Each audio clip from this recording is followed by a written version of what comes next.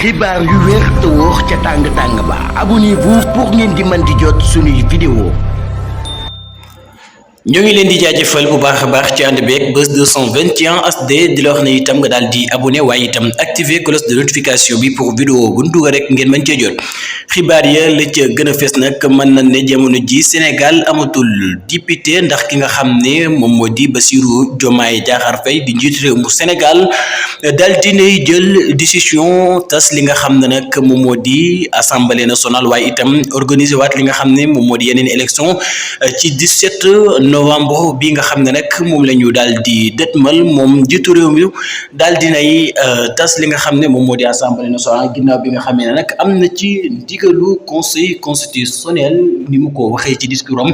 moom Bassirou Diomaye Diakhar Faye jël na décision tas li nga xam ne moom moo di assemblée nationale mën na nag jamono ji ay ex député wala sax ñu ne ancien député la ñu daal di am foofee ca pencum ndawi réew ma.